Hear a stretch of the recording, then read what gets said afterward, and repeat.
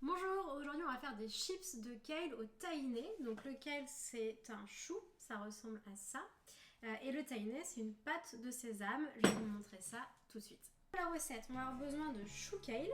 Donc moi je les ai découpés, j'ai enlevé la nervure, je les ai découpés un peu comme un peu pour avoir la même taille qu'une chips. On va avoir besoin de tamari, donc c'est de la sauce soja sans gluten. Celle-ci elle est low sodium, donc elle n'est pas très salée.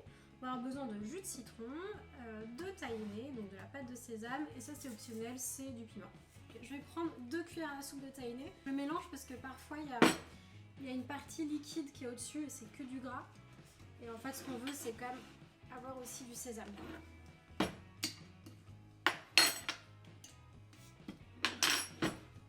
Donc on va avoir besoin de 2 cuillères à soupe de tahini, c'est une pâte de sésame, donc 2 belles cuillères à soupe.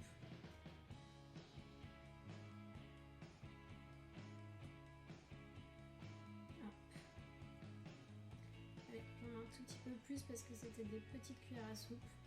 On va avoir besoin de 1 cuillère à soupe de jus de citron.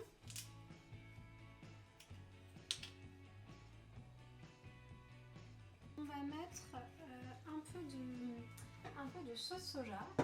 Donc en fait ça va permettre d'apporter un côté salé et puis même un petit côté fromage une fois rôti. Donc là on va mettre 2 cuillères à café. Et puis j'ai oublié l'huile d'olive, donc on va mettre 1 cuillère à soupe d'huile d'olive.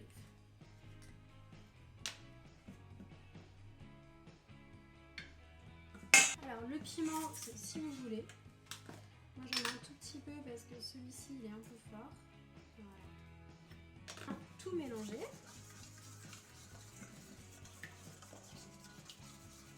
Et après ce qu'on veut c'est bien enrober les feuilles de kale de cette préparation. Donc si on se rend compte qu'il n'y a pas assez de préparation, je vais rallonger un petit peu.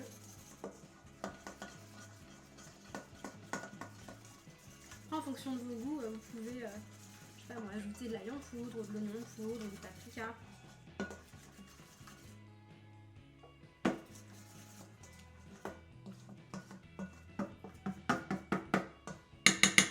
Super, et là je vais bien mélanger toutes mes feuilles de kale dedans.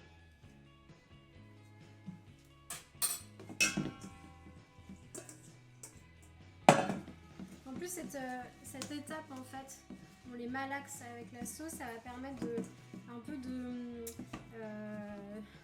ramollir un peu les fibres du chou kale.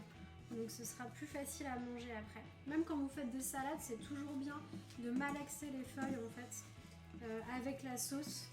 Comme ça le chou il va être plus tendre, ce sera plus sympa en bouche.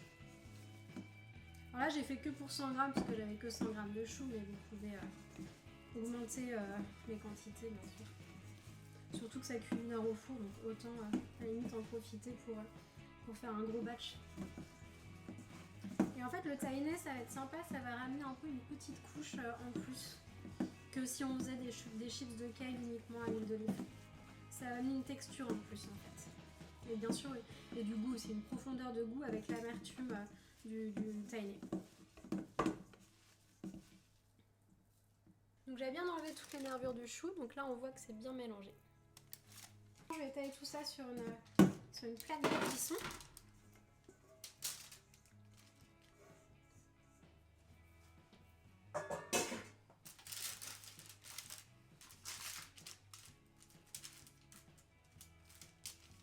On veut que ce soit bien étalé pour que chaque feuille devienne bien croustillante. S'il y a des feuilles qui s'entassent, en fait, ça va créer de l'humidité. Donc du coup, on aura quelque chose qui pourrait être un petit peu mou. Donc là, on veut vraiment qu'elle s'assèche. Voilà. Donc là, vous avez vu, c'est 100 grammes pour une plaque de cuisson. Donc si vous doublez les quantités, vous faites sur 2 plaques de cuisson et à la limite, pendant la cuisson, au milieu de la cuisson, vous alternez en fait les plaques. Vous remontez celles qui étaient en bas et inversement. Là, mes feuilles de chou, elles étaient lavées puis bien séchées. On veut qu'elles soient bien séchées parce que si elles sont un peu mouillées, du coup, on aura moins cet effet croustillant pendant la cuisson. Donc moi je les avais lavées hier en fait, elles ont séché toute la nuit dehors. Donc là je vais enfourner, donc on va enfourner pendant 1 heure à 120 degrés.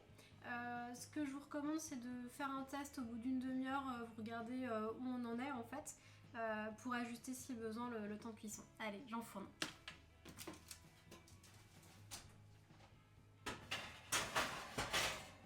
Ça fait une demi-heure, c'est presque bon en fait, puisque la plaque était assez haute.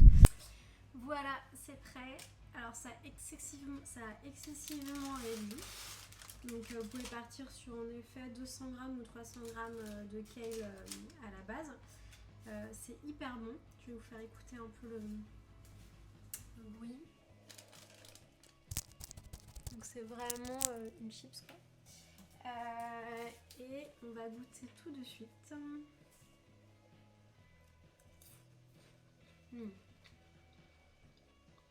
C'est trop bon. En fait, avec le tahini et avec la sauce sésame, ça apporte vraiment, c'est très étonnant, ça apporte un petit goût de fromage. J'espère que la recette vous a plu. Si vous avez des questions, vous n'hésitez pas à me les poser dans les commentaires et je vous dis à très bientôt.